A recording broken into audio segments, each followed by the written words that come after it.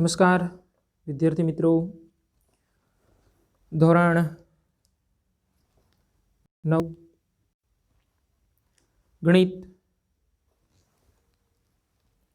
ધોરણ 9 ગણિત પ્રકરણ નંબર 8 ચતુષ્કોણ.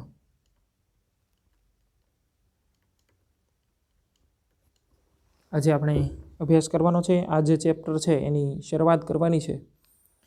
ઓકે, તો ચાલો શરૂઆત કરીએ આપણે. હવે આ જે ચેપ્ટર છે એ ચેપ્ટરની અંદર જે કોવિડ-19ના કારણે સરકારે સિલેબસની અંદરથી રદ કરેલા કયા કયા મુદ્દાઓ છે અને કયા કયા મુદ્દાઓનો આપણે અભ્યાસ કરવાનો છે એ દરેકે દરેક વિશે આપણે ડિટેલની અંદર માહિતી મેળવીએ. ઓકે, ચાલો ચેપ્ટર નંબર 8 ચતુષ્કોણ. એની અંદર સ્ક્રીન ઉપર તમે જોઈ શકો છો કે અહીંયા ચેપ્ટર નંબર 8 ચતુષ્કોણ. ચતુષ્કોણની અંદર કયા કયા મુદ્દાઓ જે છે એ રાખેલા છે અને કયા મુદ્દાઓ કટ કરેલા છે દરેકે દરેક વિશે આપણે જોઈએ. તો એની અંદર જે છે એક તો તમારે પ્રસ્તાવના જે છે એ જોવાની છે. 8.1 મુદ્દો તમને પ્રસ્તાવના આપેલો છે. એની પછી બીજો મુદ્દો છે કે ચતુષ્કોણના ખૂણાના સરવાળાનો ગુણધર્મ. એટલે આપણે આ જે ગુણધર્મ જોવાનો છે એની પછી ચતુષ્કોણના પ્રકાર જોવાના છે. કયા કયા એના પ્રકાર છે, ચતુષ્કોણ એટલે શું એના વિશેની માહિતી મેળવશું આપણે. ચતુષ્કોણના ગુણધર્મ જે છે એ જોવાના છે. એ સિવાય જે છે એ પ્રમેય 8.1ની સાબિતી. હવે જુઓ, અહીંયા તમને માત્ર ને માત્ર અહીંયા 8.1ની જ કીધેલું છે અને 8.2 થી 8.10 જે છે એની અંદર જે તમને વિધાન આપેલું હોય એ વિધાનની સમજૂતી આપણે મેળવવાની છે. ઓકે, ચતુષ્કોણ સમાંતર થાય તેની બીજી શરત કઈ છે એ જોવાનું છે આપણે. 8.1ની અંદર જે છે એ પહેલો દાખલો તમારે ગણવાનો છે. બરાબર છે. સ્વાધ્યાય 8.1ની અંદર ક્વેશ્ચન નંબર 1 જે છે એનો અભ્યાસ કરવાનો છે અને મધ્યબિંદુ પ્રમેય. બરાબર છે. આટલા મુદ્દાઓ આપણે જોવાના છે. ઓકે, ટૂંકમાં અમુક મોસ્ટ ઓફ જે છે એ બેઝિક કોન્સેપ્ટ જે છે એ ક્લિયર કરવાનો છે આ ચેપ્ટરની અંદર. અને આ કોન્સેપ્ટ જો તમને ક્લિયર હશે તો 10મા ધોરણની અંદર ઘણો બધો ફાયદો થશે. ઓકે, તો ચલો શરૂઆત કરીશું આપણે. પહેલાં તો શરૂઆત ક્યાંથી થશે તો કે અહીંયા જે તમને પ્રસ્તાવના આપેલું છે અહીંયા તમારે ભણવાનું છે ચતુષ્કોણ. તો ચતુષ્કોણ એટલે શું અહીંયાથી શરૂઆત જે છે એ થાય છે ચેપ્ટરની. ઓકે, તો ચલો શરૂઆત કરીએ આપણે. ચતુષ્કોણ એટલે શું? ચલો શરૂઆત ક્યાંથી થશે તો કે ચતુષ્કોણ કોને કહેવાય? પહેલાં તો ચતુષ્કોણ. હવે જુઓ, ચતુષ્કોણ અહીંયા જે છે એ કોઈ એક ચતુષ્કોણ જે છે એની આકૃતિ હું તમને દર્શાવું છું. દાખલા તરીકે આ જે છે એ કોઈ એક ચતુષ્કોણની રચના મેં કરેલી છે. ચતુષ્કોણને નામ દીધેલું છે ABC અને D. ચતુષ્કોણ ABCD છે. બરાબર છે. એટલે આની ડેફિનેશન તમારે દેવી હોય તો તમે કઈ રીતે દઈ શકો? તો આપણે લખીએ કે જો અહીંયા ચારે ચાર બિંદુઓ જે તમને દર્શાવેલા છે, બિંદુ A, B, C અને D, એ કોઈ એક જ સમતલની અંદર હોવા જોઈએ. એનો મતલબ કે તમારે કોઈ પણ આકૃતિની રચના કરવી હોય, ચતુષ્કોણની રચના કરવી છે તો તમારે જે છે એ સમતલની અંદર રહેલા બિંદુઓની જરૂર પડશે. એનો મતલબ કે સમતલીય બિંદુની જરૂર પડે. બરાબર છે. એટલે આપણે લખીએ કે ચાર સમતલીય બિંદુ પૈકી સમતલીય બિંદુઓ પૈકી કોઈ પણ ત્રણ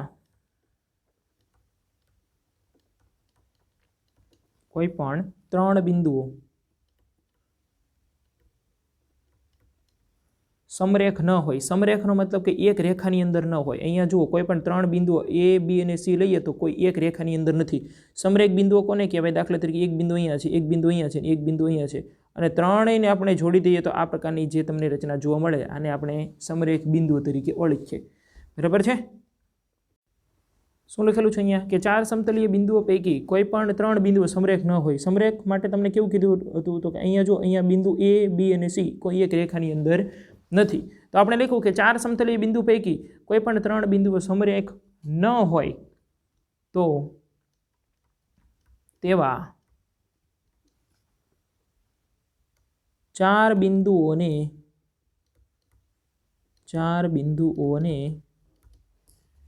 ક્રમમાં જોડવાથી બનતી બંધ આકૃતિ. કેવી આકૃતિ છે? અહીંયા જુઓ ચતુષ્કોણ જે છે બંધ આકૃતિ છે, ખુલ્લી આકૃતિ નથી. બંધ આકૃતિને શું કહેવામાં આવે છે? ચતુષ્કોણ કહેવાય. ચતુષ્કોણ કહેવાય. હવે મુખ્યત્વે જો આપણે મેઇન જોઈએ તો ચતુષ્કોણના બે પ્રકાર આવે. કયા બે ચતુષ્કોણ? એક જે છે એ અંતર્મુખ ચતુષ્કોણ અને બીજો પ્રકાર જે છે એ કયો આવે છે? તો કે બહિર્મુખ ચતુષ્કોણ. બહિર્મુખ ચતુષ્કોણ. એટલે અહીંયા જે છે આપણે ડેફિનેશન લખી કે ચાર જો સમતલીય બિંદુઓ સમતલની અંદર હોવા જોઈએ, કોઈ એક જ સમતલની અંદર હોવા જોઈએ. બિંદુઓ પૈકી કોઈ પણ ત્રણ બિંદુઓ સમરેખ ન હોય, એનો મતલબ કે કોઈ પણ ત્રણ, આમાંથી કોઈ પણ તમે ત્રણ લઈ શકો. એ ડી સી લ્યો કે એ બી સી લ્યો કે અહીંયા એ સી ડી લ્યો.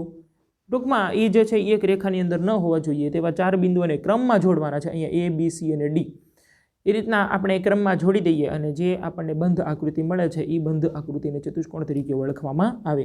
ચતુષ્કોણના બે પ્રકાર છે, એક અંતર્મુખ ચતુષ્કોણ અને એક જે છે એ બહિર્મુખ ચતુષ્કોણ છે.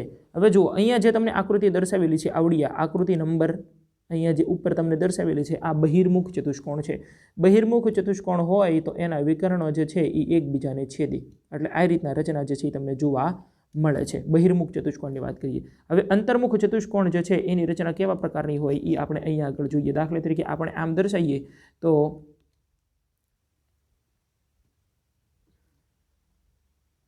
થ્રી ડાયમેન્શનની અંદર જોઈએ ને તો તમને વધારે ખબર પડે. અહીંયા જે છે દાખલા તરીકે નામ આપું છું એમ એન ઓ પી. બરાબર છે. આ જે ચતુષ્કોણ રહ્યો એને આપણે અંતર્મુખ ચતુષ્કોણ તરીકે ઓળખીએ છીએ. બરાબર છે. એટલે આ જે છે અંતર્મુખ ચતુષ્કોણ છે અને અહીંયા જે તમે આકૃતિ દર્શાવેલી છે આકૃતિ નંબર 1 એ જે છે એ બહિર્મુખ ચતુષ્કોણ છે. આખા ચેપ્ટરની અંદર તમારે માત્ર ને માત્ર બહિર્મુખ ચતુષ્કોણનો અભ્યાસ કરવાનો છે. એનો મતલબ કે તમારે આ પ્રકારના ચતુષ્કોણ જે છે એનો અભ્યાસ કરવાનો છે. આ પ્રકારના ચતુષ્કોણનો તમારે અભ્યાસ કરવાનો નથી. બરાબર છે. અહીંયા આગળ ચતુષ્કોણના વિકર્ણો એકબીજાને છેદી શકે છે, જ્યારે આની અંદર વિકર્ણો એકબીજાને છેદશે નહીં. એટલે અહીંયા જે છે એ બાર આવી રીતના રચના થશે. એનો મતલબ કે અહીંયા વિકર્ણો એકબીજાને છેદતા નથી. આને અંતર્મુખ ચતુષ્કોણ કહેવાય. આ જે છે બહિર્મુખ ચતુષ્કોણ. આપણે માત્ર ને માત્ર બહિર્મુખ ચતુષ્કોણનો અભ્યાસ કરવાનો છે. ચલો હવે આપણે જોઈએ કે ચતુષ્કોણના અંગો જે છે એ કેવા હોય છે.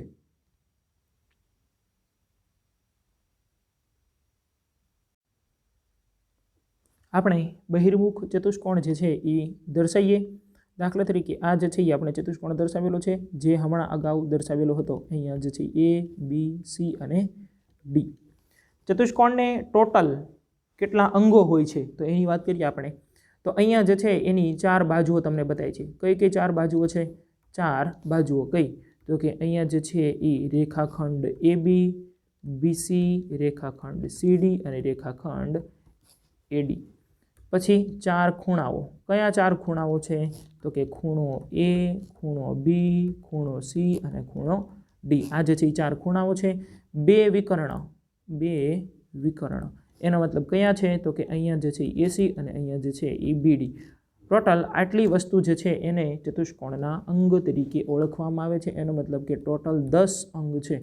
ચતુષ્કોણને ટોટલ કેટલા અંગો હોય છે? તો કે ચતુષ્કોણને ટોટલ 10 અંગ હોય છે. કયા કયા? તો કે ચાર બાજુ હોય છે, ચાર ખૂણા હોય છે અને બે વિકર્ણ હોય છે. બરાબર છે. એટલે આ જે છે એ તમારા માટે ખૂબ જ અગત્યનું. બીજું એ કે ચતુષ્કોણના ચારે ચાર ખૂણાના માપનો સરવાળો કેટલો થાય છે? તો કે કોઈ પણ ચતુષ્કોણ હોય, ચતુષ્કોણના ચારે ચાર ખૂણાના માપનો સરવાળો અહીં લખું છું હું કે ચતુષ્કોણના ચારે ખૂણાઓના માપનો સરવાળો 360 ડિગ્રી થાય. કેટલા ડિગ્રી થશે? 360 ડિગ્રી થાય. એનો મતલબ કે ખૂણો એ વત્તા ખૂણો બી વત્તા ખૂણો સી વત્તા ખૂણો ડી બરાબર કેટલા ડિગ્રી થશે? તો કે 360 ડિગ્રી થશે. કોઈ પણ ચતુષ્કોણ હશે એ ચતુષ્કોણના ચારે ચાર ખૂણાના માપનો સરવાળો કેટલો થશે? 360 ડિગ્રી. આ તમારે યાદ રાખવાનું છે. ઓકે. ચાલો હવે આપણે એની પછી આગળ વધીએ. ચતુષ્કોણના પ્રકાર કેવા કેવા હોય છે દરેકે દરેક વિશે આપણે માહિતી મેળવીએ. ઓકે. તો ચાલો જોઈએ ચતુષ્કોણના પ્રકાર. ચાલો હવે આપણે જે છે એ પહેલાં હું દરેકે દરેક જે કંઈ ચતુષ્કોણના પ્રકાર તમારે સમજવાના છે એના નામ લખું છું અને આપણે સાથે સાથે સમજતા પણ જઈએ. ચાલો, સમલંબ ચતુષ્કોણ. સમલંબ આપણે અહીંયા જે છે એ સમલંબ ચતુષ્કોણ અને સમાંતર બાજુ ચતુષ્કોણ જે છે એ બંને એક સાથે સમજશું. અહીંયા જે છે એ શું લખશું આપણે તો કે સમાંતર બાજુ ચતુષ્કોણ. સમાંતર બાજુ ચતુષ્કોણ તમારે કઈ રીતે યાદ રાખવાનું છે તમને એ પહેલાં કહી દઉં. હવે જુઓ, સમલંબ ચતુષ્કોણની આકૃતિ હું અહીંયા આગળ દર્શાવું છું. આ જે છે એ કેવો ચતુષ્કોણ છે તો કે સમલંબ ચતુષ્કોણ મેં દર્શાવેલો છે અને આ જે ચતુષ્કોણ દર્શાવેલો છે એ ચતુષ્કોણ કેવો છે તો કે સમાંતર બાજુ ચતુષ્કોણ છે. હવે જો બંનેની અંદર ક્યાં તમને ફેરફાર લાગે છે? આની અંદર આ બાજુ અહીંયા નામ દઈ દઈએ. ચલો, અહીંયા જે છે એ, અહીંયા જે છે બી, અહીંયા જે છે સી અને અહીંયા જે છે ડી અને અહીંયા નામ દઈ દઈએ પી, ક્યુ, આર અને એસ. ઓકે, અહીંયા સમલંબ ચતુષ્કોણ હોય તો સમલંબ ચતુષ્કોણની અંદર જુઓ, આને આ જે છે એ એક લાઈન તમને દર્શાવેલી છે. આપણે કલર થોડોક એનો ચેન્જ કરી નાખીએ. ચલો, એનો કલર જે છે એ આપણે એકદમ બ્લુ કરીએ. અહીંયા જુઓ, આ જે લાઈન તમને દર્શાવેલી છે આવડિયા લાઈન અને આ જે લાઈન તમને નીચે દર્શાવેલી છે એ એકબીજાને કેવી લાગે છે? એકબીજાને સમાંતર છે. અહીંયા આગળ આ જે લાઈન તમને દર્શાવેલી છે આ લાઈન, એને તમે આગળ લંબાવશો તો એ જે છે કોઈ એક બિંદુની અંદર છેદે. એટલે આ લાઈનને તમે આમ લંબાવો અને આ લાઈન જે છે એને તમે આમ લંબાવો તો એનો મતલબ કે કોઈ એક બિંદુની અંદર છેદે. એનો મતલબ કે કેટલી જોડ એકબીજાને સમાંતર છે? માત્ર એક જોડ. જોડની અંદર કેટલા હશે તો કે 2 હશે. એનો મતલબ કે જે ચતુષ્કોણની, એટલે અહીંયા ડેફિનેશન લખીએ કે જે ચતુષ્કોણમાં સામસામેની બાજુઓની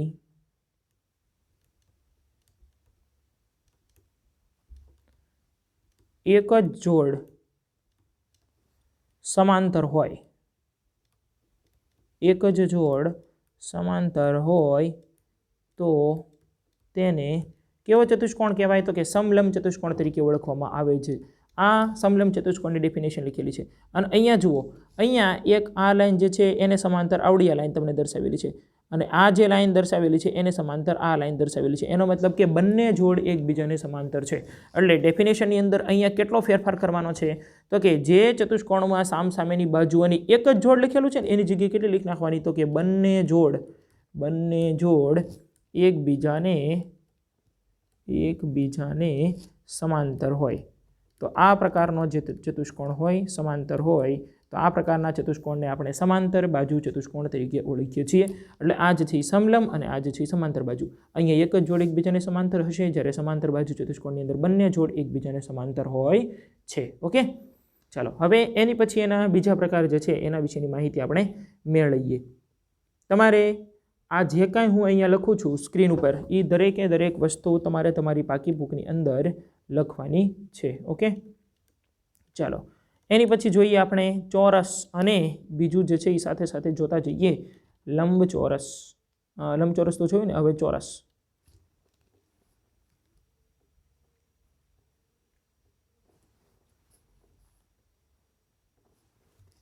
બીજો પ્રકાર જે છે એ કયો જોઈશું આપણે તો કે ચોરસ.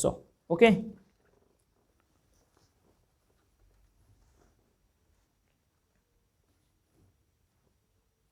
હવે જુઓ, લંબચોરસ અને ચોરસની અંદર ક્યાં ક્યાં ફેરફાર હોય છે. લંબચોરસ હશે તો લંબચોરસની આકૃતિ કેવી હોય તો કે આ પ્રકારની આકૃતિ હશે. આ લંબચોરસની રચના દર્શાવેલી છે અને આ જે છે એ બધાય બાજુ જે કાંઈ હશે એ બધી બાજુના માપ કેવા હશે તો કે સમાન હશે. બધી બાજુના માપ કેવા હોય? સમાન હોય. અહીંયા થોડુંક વેરિએશન તમને લાગે છે પણ હકીકતમાં છે કેવી બાજુ તો કે બધી બાજુના માપ કેવા છે? સમાન છે. ચાલો અહીંયા દર્શાવીએ આપણે. ઓકે, બધી બાજુના માપ સમાન છે. અને બીજું એ કે અહીંયા આગળ જે કાંઈ ખૂણો બનતો હશે, અહીંયા આગળ ખૂણો એ કેવા હશે તો કે કાટખૂણા હશે. ખૂણા કેટલાના હોય છે તો કે 90ના હોય છે. ચોરસની અંદર પણ ખૂણા જે છે એ કેવા હોય છે તો કે 90ના હોય છે. બંનેની અંદર ક્યાં તમને ફેરફાર લાગે છે તો કે લંબચોરસ હશે તો એની અંદર સામસામેની બાજુ કેવી હશે? સમાન હશે. જ્યારે ચોરસની અંદર અહીંયા જે છે આ બાજુનું માપ દાખલા તરીકે 5 સેન્ટીમીટર હશે તો અહીંયા આગળ પણ 5 સેન્ટીમીટર હશે. અહીંયા આગળ દાખલા તરીકે 10 સેન્ટીમીટર છે તો અહીંયા આગળ પણ કેટલું હશે? 10 સેન્ટીમીટર છે. એનો મતલબ કે સામેની બાજુ જે છે એ કેવી છે? સમાન છે. એટલે અહીંયા આપણે શું લખશું? તો કે સામેની બાજુઓ સમાન. આ એના ગુણધર્મ આપણે લખ્યા. અને આની અંદર શું લખવાનું? તો કે બધી બાજુઓ સમાન. બધી જ બાજુઓ કેવી હોય છે? તો કે સમાન હોય છે. પછી તો કે અહીંયા આગળ ખૂણા બધાય જે છે એ કેવા હોય છે? તો કે ખૂણાઓ કાટખૂણા હોય. કાટખૂણા હોય. જ્યારે આની અંદર પણ શું હોય છે? તો કે બધા જ ખૂણાઓ જે છે એ કેવા હોય છે? કાટખૂણા હોય છે. ખૂણાઓ કાટખૂણા હોય. કાટખૂણા હોય એનો મતલબ શું થાય? તો કે ખૂણાઓ દરેકે દરેક જે છે એ 90 ડિગ્રીના હશે. એટલે આની ડેફિનેશન તમારે લખવી હોય તો તમે કઈ રીતે લખી શકો છો? તો કે લંબચોરસ એટલે શું? જો આ એક પ્રકારનું ચતુષ્કોણ જ છે પણ લખવાનું કેમ તમારે? તો કે જે ચતુષ્કોણની અંદર સામેની બાજુઓ સમાન હોય. અહીંયા જો સામેની લખવાનું. જે ચતુષ્કોણની સામેની બાજુઓ સમાન હોય અને ખૂણાઓ કાટખૂણા હોય તેને આપણે લંબચોરસ તરીકે ઓળખશું. અને ચોરસની અંદર શું લખવાનું? તો કે અહીંયા આગળ જે ચતુષ્કોણના બધી જ બાજુઓ સમાન હશે અને દરેકે દરેક ખૂણાઓ કાટખૂણા હશે એને આપણે શેના તરીકે ઓળખીએ છીએ? તો કે ચોરસ તરીકે ઓળખીએ છીએ. ઓકે, ચાલો હવે એની પછી આપણે આગળ વધીએ. હજી આના અમુક ઘણા બધા ગુણધર્મ હોય પણ જ્યારે આપણે દાખલાઓ શીખશું એ વખતે તમને કહેતો જઈશ. ઓકે, એટલે ચલો હવે આપણે કેટલામું જોયું હતું? 5મું પહોંચ્યા ને? હા છે 5મું અને 6થું. એનો પ્રકાર, ચતુષ્કોણનો પ્રકાર જે છે એ કેવો હોય છે. ઓકે, ચાલો 5માની અંદર લખીએ આપણે સમબાજુ. શું લખશું આપણે? તો કે સમબાજુ ચતુષ્કોણ. સમબાજુ ચતુષ્કોણ નામ પરથી જ ખબર પડે. સમબાજુ બધી બાજુના માપ જે છે એ કેવા હોય છે? સમબાજુ પણ આ રીતના જ દર્શાવવામાં આવે છે. સમબાજુ ચતુષ્કોણ, બરાબર છે. અને સમબાજુ હશે તો એનો મતલબ કે બધી બાજુના માપ કેવા હોય છે? સમાન હોય છે. પણ ખૂણાને એવના નથી હોતા. નહીંતર તો જે છે એ આપણે એવું ડાયરેક્ટ ચોરસ કહી શકીએ પણ અહીંયા આપણે આને ચોરસ કહી શકશું નહીં કારણ કે ખૂણા જે છે એ 90 ડિગ્રીના હોતા નથી. બધી બાજુના માપ કેવા હોય છે? સમાન હોય છે. અને પતંગ આકાર ચતુષ્કોણ કોને કહેવાય? જો પતંગ જેવો જ આકાર, પતંગ જેવો આકાર આપણે દર્શાવ્યો છે, બરાબર છે. આ પ્રકારનો ચતુષ્કોણ. હવે જેની અંદર પાસેની બાજુઓની બંને જોડ સમાન હોય. પાસેની બાજુઓની બંને જોડ જે છે એ કેવી હશે? સમાન હશે. એનો મતલબ આ બંને બાજુના માપ સમાન, આ બંને બાજુના માપ સમાન. તો એને આપણે પતંગાકાર ચતુષ્કોણ તરીકે ઓળખીએ છીએ. કેના તરીકે? પતંગાકાર ચતુષ્કોણ. પતંગાકાર ચતુષ્કોણ તરીકે ઓળખવામાં આવે છે. અને આ જે છે એ કેવો છે? સમબાજુ. સમબાજુનો મતલબ શું થાય? બધી બાજુના માપ સમાન હશે. એટલે અહીંયા લખું છું હું કે જે ચતુષ્કોણમાં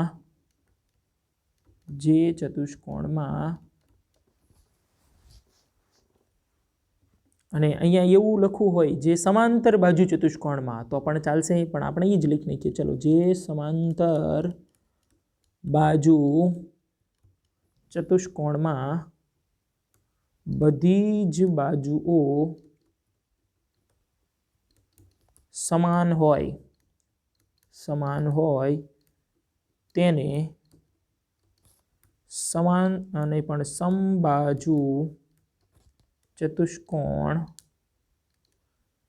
કહેવાય. અને પતંગાકારની અંદર શું? તો કે જે ચતુષ્કોણમાં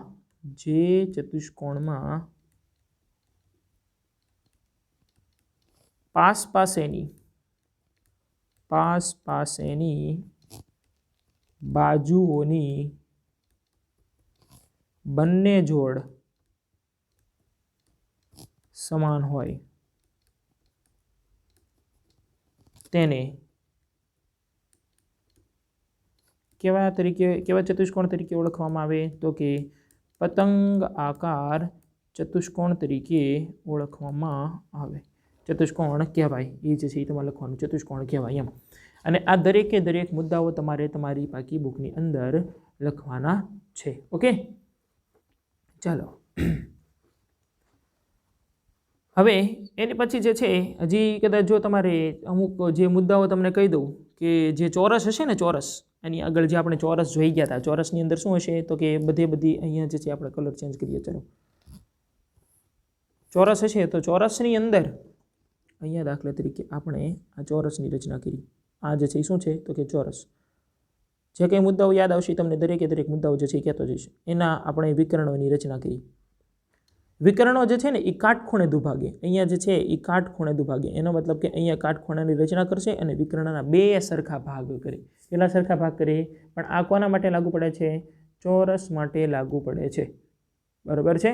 અને આ એક ચોરસની અંદર એક કાટખૂણે દુભાગે અને એક સમબાજુ ચતુષ્કોણની અંદર પણ કાટખૂણે દુભાગે. પણ આ જે કંઈ મુદ્દાઓ તમને કહું છું ને એ આપણે અલગથી લખીએ. ચલો, બરાબર છે. નેક્સ્ટ સ્લાઇડની અંદર આના વિશે જે છે એ આપણે લખીએ. એટલે આ જે કાંઈ તમને કીધું તમારે આની અંદર જ્યારે તમે પાકી બુકની અંદર લખો છો ત્યારે તમારે સમબાજુ ચતુષ્કોણ, પતંગાકાર ચતુષ્કોણ વિશે જે છે લખવાનું છે. એની પછી જે કંઈ અમુક મુદ્દાઓ તમને હજી કહેવાના છે, બરાબર છે, અમુક જે અપવાદ ને એવું છે એ દરેકે દરેક જે છે આપણે આગળની સ્લાઇડની અંદર કહીએ. ઓકે, ચાલો જોઈએ આપણે.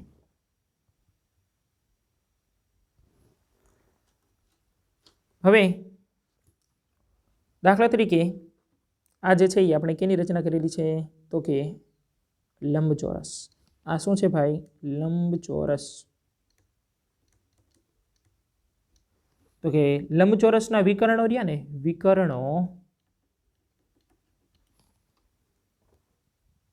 પરસ્પર દુભાગે. અહીંયા મેં એવું નથી કીધું કાટખૂણે દુભાગે. શું લખેલું છે? દુભાગે. એનો મતલબ કે બે સરખા ભાગ કરે. એનો મતલબ એવો થાય કે આ જે છે એ વિકર્ણો જે તમને આપેલા હશે, કયા બે વિકર્ણ છે? દાખલા તરીકે હું નામ દઈ દઉં અહીંયા A, B, C અને D.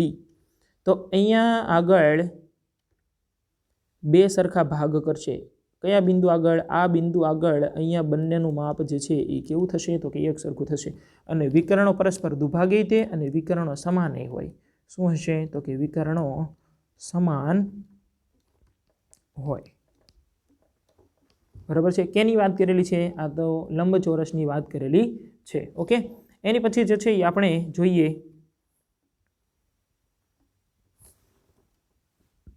ચોરસની અંદર કેવું હોય.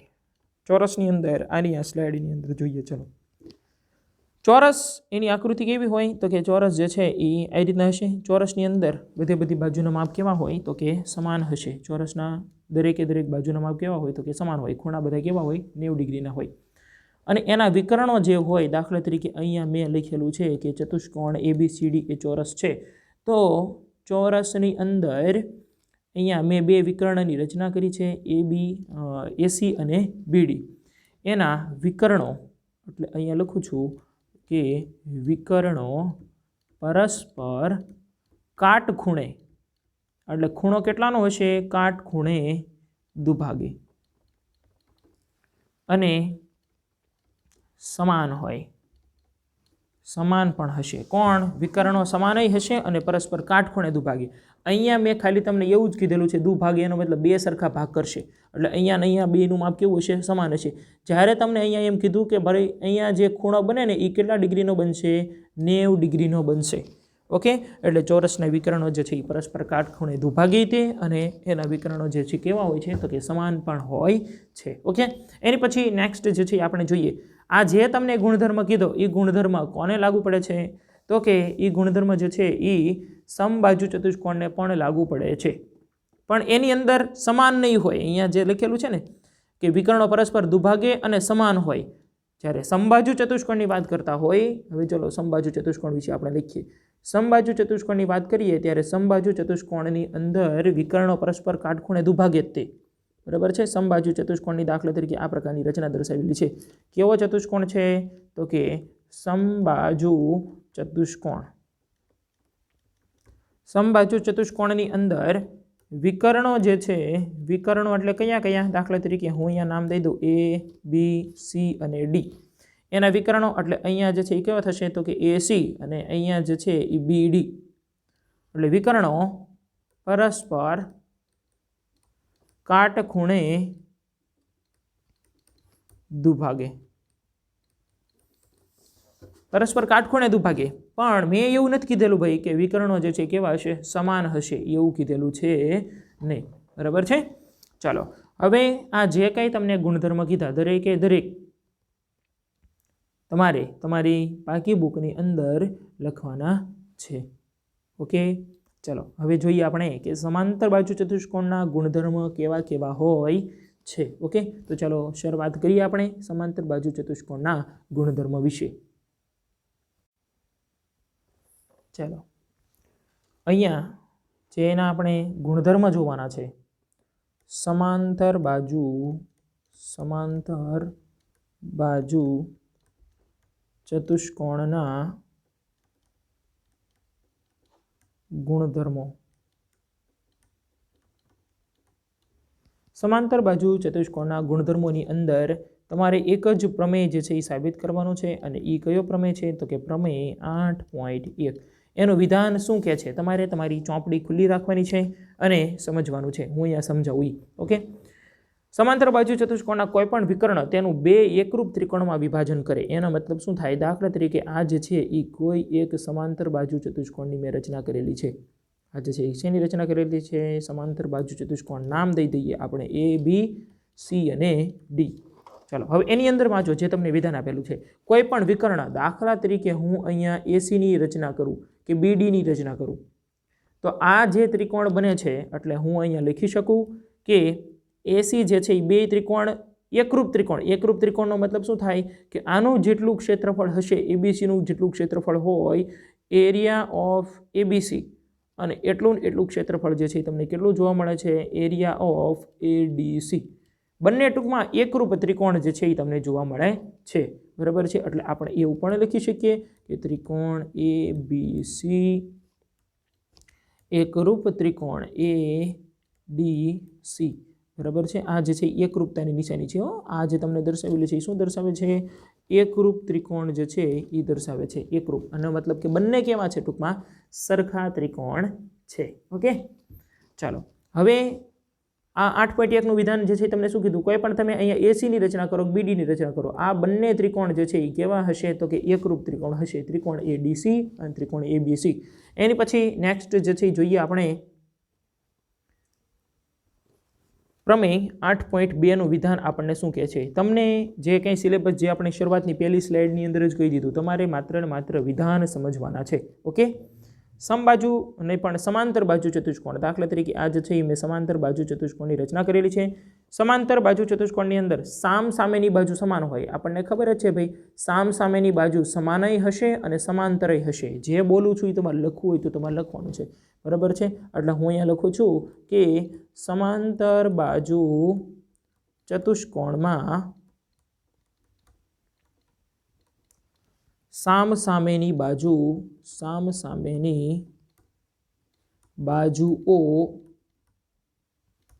સમાન અને સમાંતર હોય છે. બરાબર છે? કેવી હોય છે? સમાન અને સમાંતર હોય છે. તમને 8.2નું વિધાન શું કહે છે? સામસામેની બાજુ સમાન હોય છે. એનો મતલબ કે આ બંને બાજુઓ છે, અહીંયા આપણે નામ દઈ દઈએ સમાંતર બાજુ ચતુષ્કોણને ABCD. તો આપણે એવું લખી શકીએ કે AB અને CD બંને કેવી હશે? સમાન હશે. અને BC અને AD જે છે એ કેવી હશે? સમાન હશે. સમાંતરની નિશાની આવી કંઈક હોય, AB સમાંતર CD, બે ઊભા લીટા કરીએ એનો મતલબ શું થશે? સમાંતર છે. અને બીજું આપણે આવું પણ લખી શકીએ BC સમાંતર AD. ઓકે, આ જે છે એ તમને પ્રમેય 8.2નું વિધાન જે કહેવા માગે છે એ તમને કીધું. ઓકે, એની પછી નેક્સ્ટ જે છે એ જોઈએ આપણે પ્રમેય 8.3નું વિધાન આપણને શું કહે છે? પ્રમેય 8.3નું વિધાન આપણે માત્ર ને માત્ર સમજવાનું છે. તમારે તમારી ચોપડી ખુલ્લી રાખવાની છે. વિધાન તમને એવું કહે છે, જો કોઈ ચતુષ્કોણની સામસામેની બાજુની પ્રત્યેક જોડની બાજુ સમાન હોય, એટલે જે તમને પ્રમેય 8.2 કહેતો હતો એની કરતાં ઉલટું આપેલી છે. જો આ બંને બાજુઓ જે તમને આપેલી છે, પ્રત્યેક જોડની બાજુ સામસામેની પ્રત્યેક જોડ એટલે કેટલી જોડ છે? અહીંયા એક આ જોડ કહેવાય, એક અને આ એક, અને આ બીજી અને આ બીજી જોડ. સામસામેની જોડની પ્રત્યેક બાજુઓની પ્રત્યેક જોડ જે છે એ સમાન હોય તો આને સમાંતર બાજુ ચતુષ્કોણ આપણે કહી શકીએ. ટૂંકમાં 8.2 જે તમને કીધું હતું એની કરતાં તમને ઉલટું આપેલું છે. 8.2 ની અંદર શું કહેતા હતા કે સામસામેની બાજુ સમાન હોય, અને અહીંયા શું કીધેલું, જો ચતુષ્કોણની સામસામેની બાજુની દરેકે દરેક જોડ એટલે અહીંયા પહેલી જોડ તમને આપેલી છે એ સમાન હોય અને આ બીજી જોડે સમાન હોય તો આને તમારે સમાંતર બાજુ ચતુષ્કોણ તરીકે ઓળખવાનો છે. સમાંતર બાજુ ચતુષ્કોણને ચતુષ્કોણની ઉપર એમ લખો ને એટલે એ સમાંતર બાજુ ચતુષ્કોણ થશે. બરાબર છે. સમાંતર બાજુ ચતુષ્કોણને ઇંગ્લિશની અંદર પેરેલેલોગ્રામ તરીકે ઓળખવામાં આવે છે. ઓકે, એની પછી નેક્સ્ટ જે છે એ આપણે જોઈએ કે પ્રમેય 8.4નું વિધાન આપણને શું કહે છે. 8.4ની વિધાનની અંદર તમને એવું આપેલું છે, સમાંતર બાજુ ચતુષ્કોણના સામસામેના ખૂણાઓ સમાન હોય છે. એટલે દાખલા તરીકે આ જે છે સમાંતર બાજુ ચતુષ્કોણ, અહીંયા નામ દઈ દઈએ આપણે A, B, C અને D. તો આ ખૂણો A અને આ ખૂણો C એ બંનેનું માપ કેવું હશે? સમાન હશે. અને અહીંયા ખૂણો B છે અને અહીંયા ખૂણો D છે, બંનેનું માપ કેવું હશે? સમાન હશે. એનો મતલબ કે ખૂણો A બરાબર ખૂણો C થાય અને ખૂણો B બરાબર ખૂણો D થશે. ઓકે, આ જે છે તમને કેનું વિધાન કહે છે? પ્રમેય 8.4. હવે જો એની કરતાં ઉલટું વિધાન જે છે તમને 8.5ની અંદર આપેલું છે. એ શું કહે છે? 8.5ની અંદર જો ચતુષ્કોણની સામસામેની ખૂણાઓની પ્રત્યેક જોડના ખૂણા, પ્રત્યેક જોડ એટલે કેટલી જોડ છે? તો કે એક જે છે આ જોડ, આ એક, અને આ જે છે બીજી જોડ. એનો મતલબ કે A અને C નું માપ સમાન હોય, B અને D નું માપ સમાન હોય તો પણ આને તમે સમાંતર બાજુ ચતુષ્કોણ કહી શકો. એટલે 8 અને તમારે યાદ કેમ રાખવાનું છે? બીજું અને ત્રીજું એક સાથે યાદ રાખજો, ચોથું અને પાંચમું એક સાથે યાદ રાખવાનું છે. બીજા ત્રીજાની અંદર શું કહેતા હતા? બીજાની અંદર એમ કહે છે કે સમાંતર બાજુ ચતુષ્કોણમાં સામસામેની બાજુ સમાન હોય. જ્યારે ત્રીજાની અંદર શું કીધું હતું કે સામસામેની બાજુની પ્રત્યેક જોડ જે છે એ સમાન હશે તો એ સમાંતર બાજુ ચતુષ્કોણ કહેવાય. ચોથાની અંદર શું કહે છે કે સામસામેના ખૂણા કેવા હોય છે? તો કે A અને C નું માપ સમાન હોય, B અને D નું માપ કેવું હોય છે? સમાન હોય છે. 8.5માં શું કહે છે? જો સામસામેની બાજુઓની ખૂણાઓની પ્રત્યેક જોડ સમાન હોય તો આને સમાંતર બાજુ ચતુષ્કોણ તરીકે ઓળખવામાં આવે છે. ઓકે, આ જે છે 8.5નું વિધાન તમને કીધું. એની પછી નેક્સ્ટ જે છે એ જોઈએ આપણે 8.6નું વિધાન આપણને શું કહે છે. ચલો, પ્રમેય 8.6. ઓકે, 8.6ના વિધાનની અંદર સમાંતર બાજુ ચતુષ્કોણ વિકર્ણો જે છે, વિકર્ણ એટલે દાખલા તરીકે આ જે છે સમાંતર બાજુ ચતુષ્કોણની રચના કરેલી હોય તો આપણે નામ દઈ દઈએ ચતુષ્કોણ ABCD.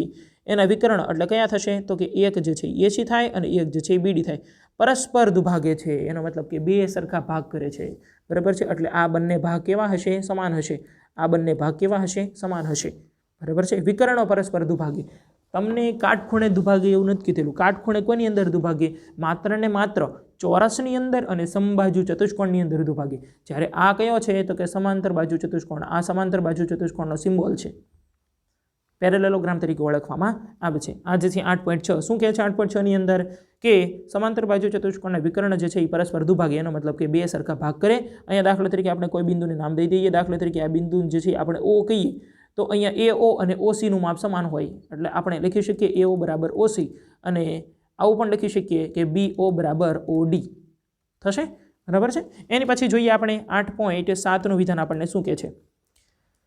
આની કરતાં ટૂંકમાં ઉલટું આપેલું હશે. બરાબર છે. 2, 3 યાદ રાખવાના, 4 અને 5 એક સાથે યાદ રાખવાના, 6 અને 7 એક સાથે યાદ રાખવાના છે. 7માની અંદર શું કહે છે જોઈએ. જો કોઈ ચતુષ્કોણના વિકર્ણો એકબીજાને દુભાગે, એનો મતલબ કે જો આપેલું હતું એન કરતાં ઊંધું તો આપેલું છે ભાઈ, છઠ્ઠા કરતાં ઊંધું. અહીંયા A, B, C અને D. તમને ભાઈ એવું કહે છે ઉપર જે કીધું એની કરતાં ઊંધું કરી નાખો. અહીંયા શું થશે કે આ બંને ખૂણાના માપ, આ બંને બાજુના માપ સમાન હોય. એનો મતલબ કે દાખલા તરીકે O નામ, અહીંયા AO અને OC સમાન હોય. શું કીધેલું છે? AO બરાબર OC અને BO બરાબર OD. આનું સમાન હોય તો તમારાને સમાંતર બાજુ ચતુષ્કોણ જે છે એ કહેવાનું. સબાચ લખેલું છે એનો મતલબ શું થશે? સમાંતર બાજુ ચતુષ્કોણ થશે. ઓકે, એટલે છઠ્ઠું અને સાતમું એક સાથે યાદ રાખજો. છઠ્ઠાની અંદર શું કહેતા હતા? તો કે સમાંતર બાજુ ચતુષ્કોણના વિકર્ણો પરસ્પર દુભાગે. પરસ્પર દુભાગે એનો મતલબ કે બે સરખા ભાગ કરે. અને સાતમાની અંદર શું કહે છે? જો બે સરખા ભાગ કરે એનો મતલબ કે અહીં લખેલું છે કે AO અને OC સરખા હોય, BO અને OD સરખા હોય તો એને સમાંતર બાજુ ચતુષ્કોણ કહેવાય. એટલે તમારે કઈ રીતના યાદ રાખવાનું છે? બીજું અને ત્રીજું યાદ રાખવાનું, ચોથું અને પાંચમું યાદ રાખવાનું, છઠ્ઠું અને સાતમું યાદ રાખવાનું છે. એની પછી પ્રમેય 6.8નું વિધાન શું કહે છે જોઈએ આપણને. જે ચતુષ્કોણની સામસામેની બાજુઓની એક જોડની બાજુ સમાન અને સમાંતર હોય. ચલો ભાઈ જો શું કહે છે ભાઈ, આપણે પહેલી તે ઓલાની અંદર જોઈ ગયા છીએ, પહેલા નહીં બીજા ઓલાની અંદર સામસામેની બાજુ સમાન હશે અને સમાંતર હશે એવું તમને કીધેલું હતું. આગળ જે છે તમારે સ્લાઇડ કરીને તમારે જોવાનું, વિડીયો જે છે આગળ કરીને તમારે જોવાનું ABCD. તમને મેં એવું કીધેલું હતું કે અહીંયા AB અને CD સમાન હશે. અને સમાંતર હશે. BC અને CD BC અને AD એ પણ કેવા હશે? સમાન અને સમાંતર હશે. હવે અહીંયા શું કીધેલું છે કે જો કોઈ એક જોડ એટલે AB અને CD અથવા તો BC અને AD એ જોડ એકબીજાને સમાન હોય અને સમાંતર હોય. શું કીધેલું છે? સમાનય હોવી પડે અને સમાંતરય હોવી પડે તો તમે એને સમાંતર બાજુ ચતુષ્કોણ કહી શકો. કેટલી જોડ? એક જોડ. માત્ર ને માત્ર એક જોડનું કીધેલું છે. બાકી નકર કોઈ પણ સમાંતર બાજુ ચતુષ્કોણ હોય તો એની અંદર બંને જોડ એકબીજાને સમાંતરય હશે અને સમાનય હશે. તો જે અહીંયા તમને પ્રમેય 8.6.8નું વિધાન કહે છે એ શું કહેવા માગે છે? તો કે સમાંતર બાજુ ચતુષ્કોણ ક્યારે કહીએ કે આપણે કે જ્યારે કોઈ એક જ જોડ એકબીજાને સમાન હોય અને સમાંતર હોય ત્યારે એને આપણે સમાંતર બાજુ ચતુષ્કોણ તરીકે ઓળખીએ છીએ. બરાબર છે. આટલા મુદ્દાઓ અહીંયા જે કાંઈ તમને પ્રમેય 8.1થી શરૂ કરી અને 8.8 સુધીના જે કંઈ મુદ્દાઓ તમને કીધેલા છે, જે કંઈ સમજૂતી આપેલી છે એ દરેકના વિધાન તમારે તમારી પાકી બુકની અંદર લખવાના છે. ઓકે. અને આગળ જે છે નેક્સ્ટ ભાગની અંદર આપણે આની પછી જે તમને પ્રમેય 8.1 આપેલું છે જેટલા કંઈ દાખલા તમારે સમજવાના છે 8.1નો દાખલા નંબર 1 એના વિશેની માહિતી આપણે મેળવશું. ઓકે. Thank you.